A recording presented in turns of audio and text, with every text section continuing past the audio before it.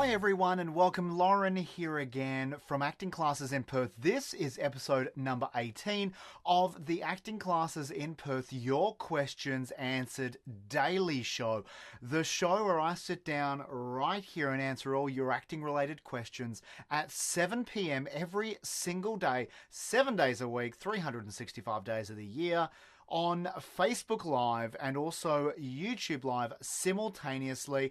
Thank you so much for joining us.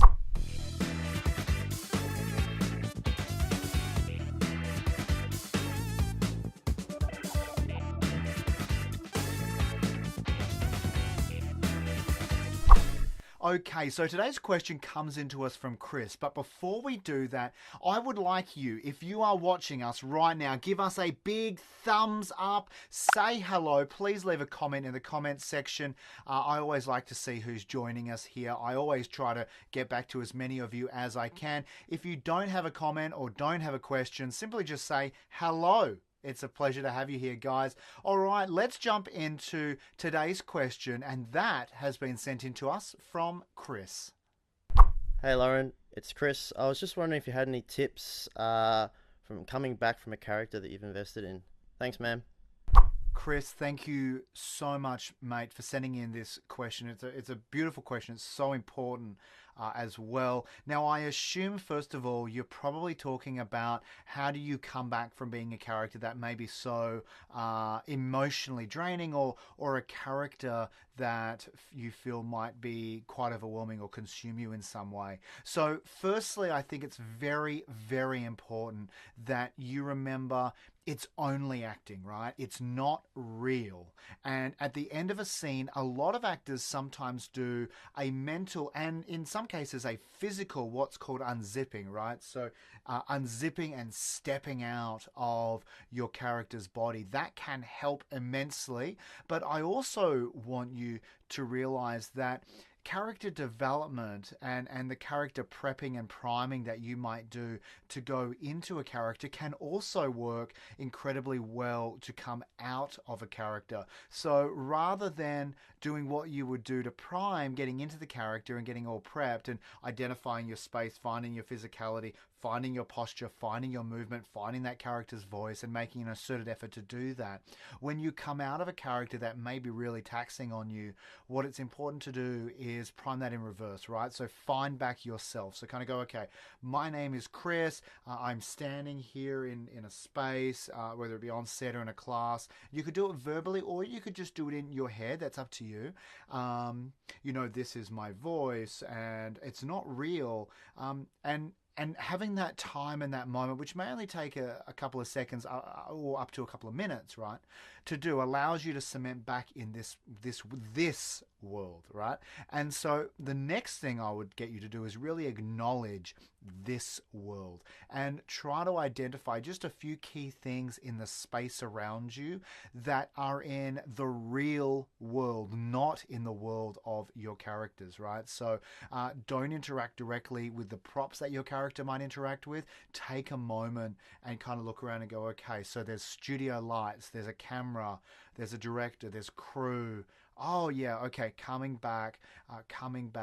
Now, on the flip side of this, remember that it's quite a privilege, right, to play a character. It's quite an honor to be able to tell their story. And I think that if it is something that is emotionally affecting you, or you're finding that you're really connecting to that character's journey or to their struggles, also take a moment to identify, all the great things for that character, because a character is not only or singularly defined by the negative in their life, right? They also have great goals and aspirations, and they've achieved things. So take a moment to also identify those things as well. And don't forget, Chris, that at the end of the day, your job is to be an actor, right? And yes, you've got to immerse yourself in the character's life and in the world, but you're never going to lose you in that process. That's not safe, right? So what you want to do is always maintain a whole lot of you when you are, I guess, acting and being present. It's a job.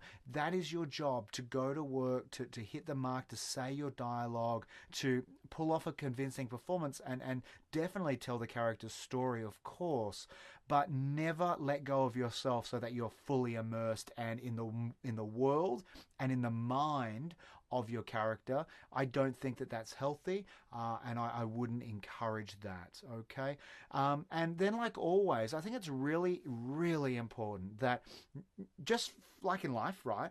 You as an actor, with all these emotions that you take on as an individual, exploring your characters, it's important to find an outlet. It's important to find your support network, and that will probably start with other actors around you who know that process and know what you're going through. And then and finally, don't think that you can't or that it's not okay to seek professional help, right? So you as an actor are going to take on a whole lot of different emotions and understand some pretty dark and deep moments of a character's life.